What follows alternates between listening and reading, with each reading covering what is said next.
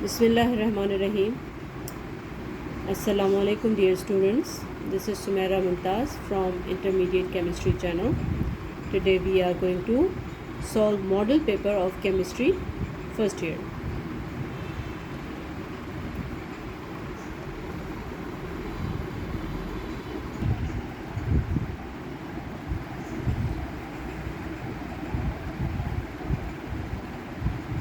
Raindrops, question number 1 is raindrops have spherical shape because a sphere has the least area, volume, length और surface to volume ratio. तो यहाँ पे sphere की बात है तो ये surface to volume ratio is the correct answer. The question number 2 is the quantitative relationship between the substances according to the balanced chemical equation describes, यानी कि जिसमें क्वांटिटीज़ का रिलेशनशिप हो इक्वेशंस के अंदर, बैलेंस इक्वेशंस के अंदर, वो रिवर्सिबल रिएक्शन होता है, स्टोक्योमेट्री होता है, लिमिटिंग रिएक्टेंट होता है या परसेंटेज कंपाउंड होता है. तो ये हम अपनी थ्योरी में पढ़ चुके हैं, ये स्टोक्योमेट्री होता है. Third question is 870.0 have 2 significant figures, 3 significant figures, 4 significant figures या 5 significant figures. तो इसके रूल्स के अकॉर्डिंगली ऐसी वैल्यू जो 1 से बड़ी हो और डेसिमल के बाद 0 हो तो वो 0 सिग्निफिकेंट फिगर्स कहलाता है. तो यहाँ पे 1 2 3 4 सिग्निफिकेंट फिगर्स होंगे. तो हमारा आंसर जो है वो 4 significant figures is the correct answer.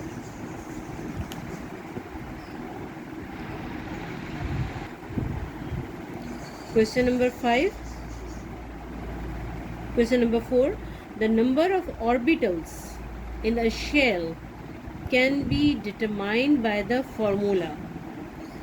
यानी कि किसी भी शेल के अंदर कितने ऑर्बिटल्स होते हैं वो किसके थ्रू डिटरमाइन होगा. 2l+1 2 × 2l+1 n² 2n². तो यहाँ पे इफ़ फर्स्ट ऑर्बिटल इसमें s होता है तो s = 0.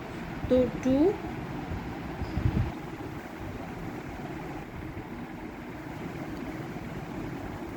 फर्स्ट पहले शेल में एक ऑर्बिटल होता है s, तो उसको अगर हम s = 0 होता है तो 2 × 0 0 + 1 तो यहाँ पे 1. और अगर सेकंड ऑर्बिटल में सेकंड शेल में 3 ऑर्बिटल्स होते हैं तो 2 × 1 + 1 = 3. तो यहाँ पे ये ही हमारा आंसर सही होगा. जबकि अगर इसको देखा जाए तो 2 l = 0 तो ये 0 हो गया. 2 + 1 यहाँ पे 3 आ गया. तो 3 फर्स्ट शेल में नहीं होता, फर्स्ट शेल में 1 ही होता है. तो ये हमारा सही हो सकता है. n भी नहीं होगा और 2n² भी नहीं होगा. तो हमारा आंसर 2l+1. इसमें नंबर ऑफ ऑर्बिटल्स किस शेल में कितने होते हैं इससे हम मालूम कर सकते हैं. Next question is question number 5. s जिसका नंबर ऑफ प्रोटॉन्स या एटॉमिक नंबर 16 है is iso electric with. Iso electric का मतलब ये होता है कि ऐसे एलिमेंट या आयन या एटम जिसमें इलेक्ट्रॉन्स की तादाद सेम हो. इलेक्ट्रॉन्स की तादाद तो s-2 यानी इसमें 2 इलेक्ट्रॉन ज़्यादा हैं तो 16 + 2 ये 18 हो जाएगा.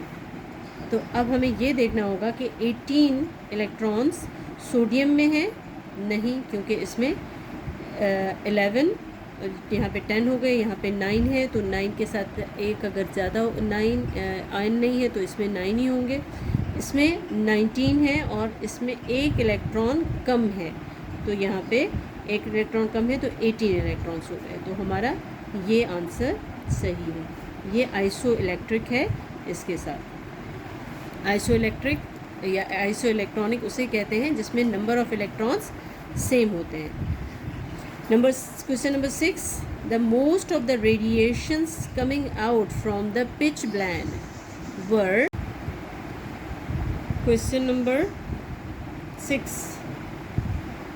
The most of the radiations coming out from pitchblende were electrons, protons, X-ray और न्यूट्रॉन. तो pitchblende हमने रेडियो एक्टिविटी के चैप्टर में पढ़ा है और उसमें इलेक्ट्रॉन जो रेडिएशंस थी वो सबसे ज़्यादा आउट हो रही थी pitchblende से. तो electron is the correct answer. Question number 7 is the bond present in ethene molecule. अब ईथीन मॉलिक्यूल में क्या होता है कि ईथीन इस तरह से होता है, यानी कि कार्बन टू कार्बन एंड इसके साथ 2 हाइड्रोजन लगे हुए हैं और इसके साथ 2 हाइड्रोजन ऐसे. तो इसमें हमें ये देखना होगा कि सिंगल बॉन्ड जो होती है वो सिग्मा बॉन्ड कहलाती है. सिंगल बॉन्ड सिग्मा 1 2 3 4 और यहाँ पे ये 5 sigma bond and 1 pi bond. तो 5 sigma bond and 1 pi bond is the correct answer. Question number 8. Which molecule has linear structure. Linear structure का मतलब क्या है कि लाइन की तरह का स्ट्रक्चर. तो CH4 को देखा जाए तो CH4 में 4 कार्बन लगे हुए होते हैं, तो इस तरह से उसका स्ट्रक्चर होता है. BF3 इसके साथ B के साथ 3 फ्लोरीन लगे हुए हैं, तो इसका स्ट्रक्चर लाइन की तरह नहीं है. NH3 नाइट्रोजन के साथ 3 हाइड्रोजन लगे हुए हैं, तो ये भी लाइन स्ट्रक्चर नहीं होगा. जबकि C2H2 का स्ट्रक्चर कुछ इस तरह से होगा कि यहाँ पे कार्बन टू कार्बन और एक हाइड्रोजन. तो यहाँ पे ये एक तरह से लाइन स्ट्रक्चर या लीनियर स्ट्रक्चर कहलाएगा. तो ये C2H2 लाइन स्ट्रक्चर के साथ इसका करेक्ट आंसर होगा. Question number 9. Ice floats on top of water because its density lesser than density of water, equal to density of water, greater than density of water, या all of them. तो यहाँ पे वही चीज़ float करेगी जिसकी density कम होगी. तो lesser than density of water is the correct answer.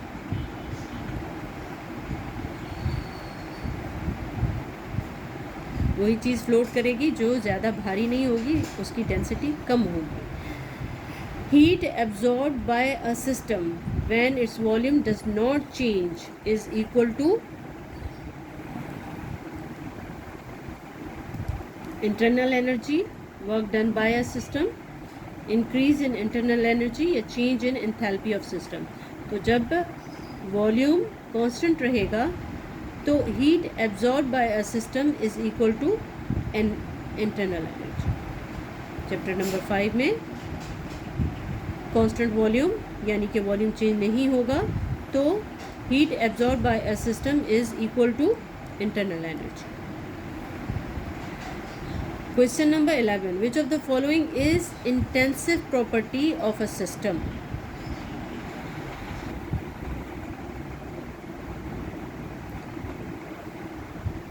Intensive property क्या होती है? Which is independent of amount of the system, यानी कि which of the following is intensive property of a system, यानी कि वो इंडिपेंडेंट होता है उसकी अमाउंट से. तो डेंसिटी चाहे उसकी अमाउंट कम हो या ज़्यादा, डेंसिटी सेम होगी, यानी कि ये इंडिपेंडेंट है. एनर्जी अगर अमाउंट ज़्यादा है तो एनर्जी ज़्यादा होगी. वॉल्यूम अगर अमाउंट ज़्यादा है तो वॉल्यूम ज़्यादा. एंट्रोपी भी इसी तरह से. तो density is the correct answer. यानी ये इंडिपेंडेंट है, इंडिपेंडेंट प्रॉपर्टी है. डेंसिटी किसी भी चीज़ की उसके अमाउंट पे डिपेंड नहीं करती है, वो सेम होती है. Question number 12. The product of pressure and volume PV has the dimension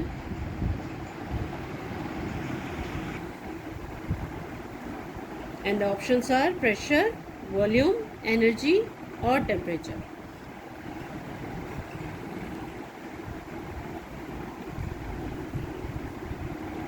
PV is equal to, P किसके इक्वल होता है, force per unit area and volume. तो एरिया और वॉल्यूम इसके साथ कैंसिल होके ये लेंथ हमारे पास बचा, तो F multiply length is equal to energy, या इसको वर्क भी कहते हैं। तो इसमें हमारे पास जो राइट आंसर होगा दैट इज़ एनर्जी। तो pressure volume is the dimension of energy. Question number 13, for the reaction 2NH3 gives N2 plus 3H2। यहाँ पे हमें 2 मोल्स हैं यहाँ इस साइड पे, और यहाँ पे 1 मोल एंड 3 मोल, यानी कि 4 मोल्स हैं यहाँ प्रोडक्ट की साइड पे। तो Kc is greater than Kp या Kc is lesser than Kp, Kp is equal to Kc, ये Kp is equal to Kc upon 2। तो यहाँ पे हमें इनका रिलेशन देखना पड़ेगा। नंबर ऑफ मोल्स रिएक्टेंट की साइड पे 2 हैं और प्रोडक्ट की साइड पे ज़्यादा हैं। अगर प्रोडक्ट की साइड पे मोल्स ज़्यादा होते हैं तो Kp की वैल्यू ज़्यादा होती है, यानी कि Kc is less than Kp। यहाँ पे ये हमारा ऑप्शन होगा, यानी Kp की वैल्यू उस सूरत में ज़्यादा होती है जब प्रोडक्ट हमारे पास ज़्यादा बन रही हो। अगर दोनों साइड पे मोल्स सेम होते हैं, अगर साइड पे भी 2 मोल्स होते हैं, साइड पे भी 2 मोल्स होते, तो Kp is equal to Kc होता। और अगर रिएक्टेंट ज़्यादा होते, प्रोडक्ट कम होती, तो Kc की वैल्यू ज़्यादा होती, Kp की वैल्यू कम होती। लेकिन यहाँ पे प्रोडक्ट ज़्यादा है और रिएक्टेंट्स कम है, तो Kc की वैल्यू कम है, Kc is less than Kp। तो हमारा ये ऑप्शन यहाँ पे सही है। Question number 14, given the equilibrium PCl5 gives PCl3 and Cl2 and enthalpy is positive. Positive का मतलब क्या है, ये एंडोथर्मिक रिएक्शन है। एंडोथर्मिक रिएक्शन में क्या होता है कि रिएक्टेंट की साइड पे हीट होता है। एक्सोथर्मिक रिएक्शन में प्रोडक्ट की साइड पे हीट होता है। यहाँ पे पॉजिटिव है तो इसका मतलब है एंडोथर्मिक रिएक्शन है और रिएक्टेंट की साइड पे हीट है।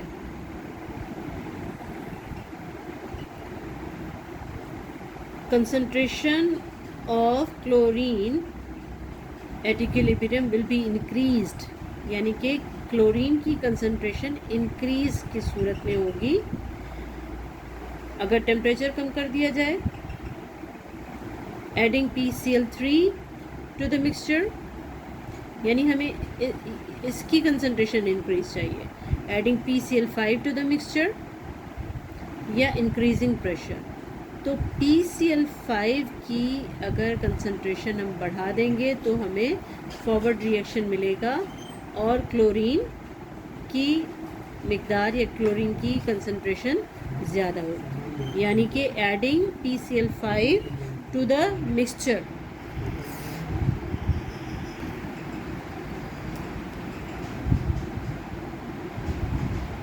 तो क्लोरीन की कंसंट्रेशन ज़्यादा हमें इस सूरत में मिलेगी जब हम PCl5 मिक्सचर में बढ़ा देंगे।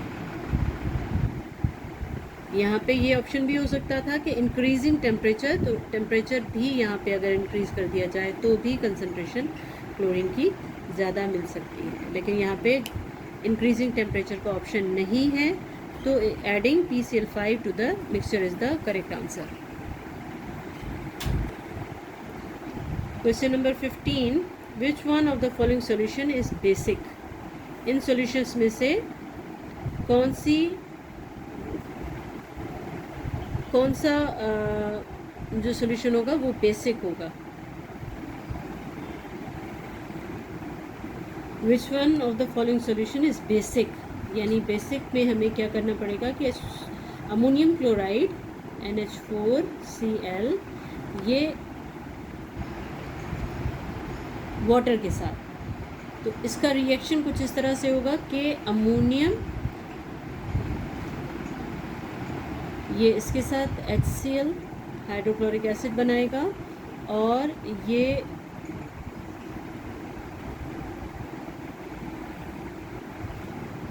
NH4OH बनाएगा। तो NH4 is a weak base और ये स्ट्रॉन्ग एसिड है, स्ट्रॉन्ग एसिड, तो यहाँ पे ये बेसिक सॉल्यूशन नहीं होगा। उसके बाद देखिए कि NaCl प्लस HOH यानी वाटर के साथ, तो यहाँ पे HCl बनेगा और NaOH बनेगा, यानी दोनों स्ट्रॉन्ग एसिड हैं और स्ट्रॉन्ग बेस है, तो ये न्यूट्रल होगा इसका। इसी तरह से KCl भी इसी तरह से होगा, KCl प्लस HNOH, तो यहाँ पे ये KOH strong base plus KOH and hydrochloric acid, ये भी स्ट्रॉन्ग एसिड स्ट्रॉन्ग बेस है, तो ये भी न्यूट्रल सॉल्यूशन बन जाएगा। बाकी अमोनियम कार्बोनेट जो है Na2CO3 Na2CO3 जब वाटर के साथ, तो NaOH बनाएगा और उसके साथ सोडियम बाइकार्बोनेट बनाएगा H2CO3, तो ये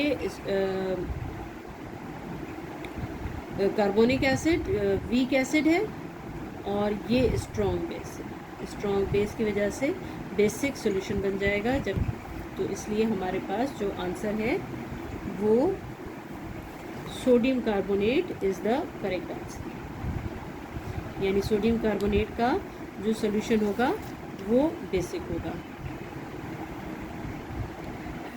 the oxidation number of chromium in Cr2O7-2, तो इसका ऑक्सीडेशन नंबर हमें फाइंड आउट करना है कि कौन सा होगा, तो उसके लिए 2 क्रोमियम होता है, उसके बाद ऑक्सीजन का -2 ऑक्सीडेशन नंबर होता है और ये मल्टीप्लाई बाय 7 है, इज इक्वल टू -2, तो 2Cr प्लस, और यहाँ पे ये माइनस हो गया, तो ये हो गया plus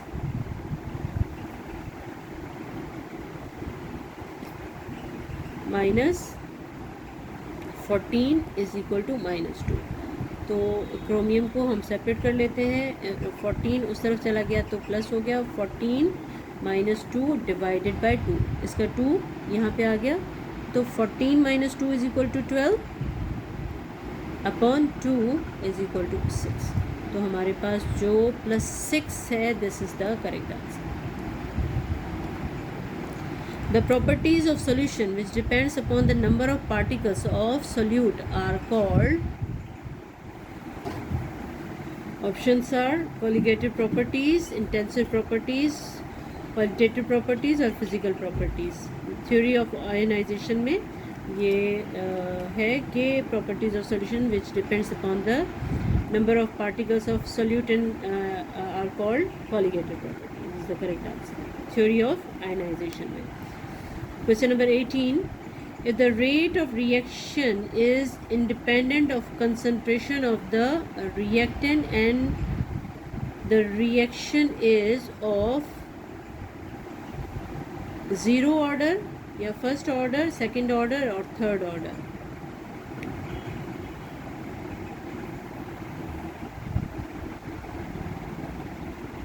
rate of reaction independent हो कंसंट्रेशन से, तो ये 0 ऑर्डर रिएक्शन होता है।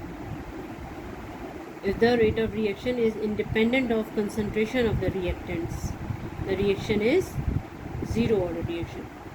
A catalyst, question number 19, a catalyst is a substance which increase the rate of reaction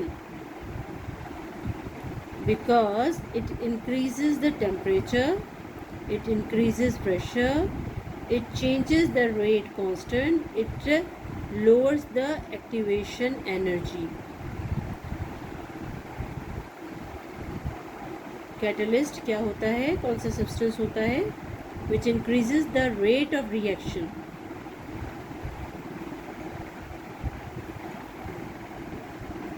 It lowers the activation energy.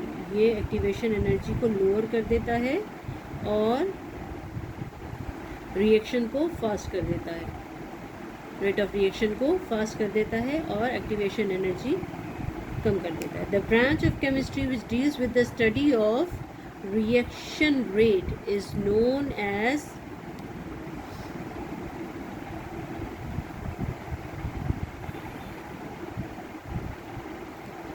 photochemistry, chemical kinetics, thermodynamics या electrochemistry. Reaction rate में जो हम स्टडी करते हैं केमिस्ट्री में, that is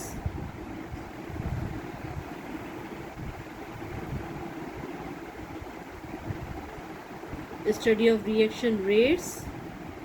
photochemistry नहीं है, chemical kinetics हो सकता है, केमिकल काइनेटिक्स. थर्मोडायनामिक्स नहीं है, इलेक्ट्रोकेमिस्ट्री नहीं है. Question number 21. The penetration power of beta particle in air as compared to alpha particle is 100 times, 2 times, 1000 times या 200 times. The penetration power of beta particle.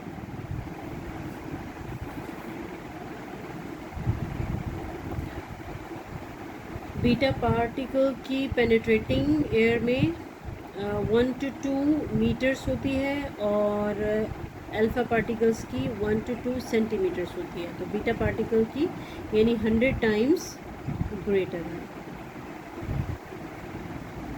A gas at 0 kelvin liquefies. Gas 0 kelvin पे liquid में change हो जाती है. The molecular formula of vitamin C, C6H8O6 empirical formula. तो हमें इसको divide करना पड़ेगा 2 से, तो C3H4O3 होगा. C3H4O3. This is the correct answer.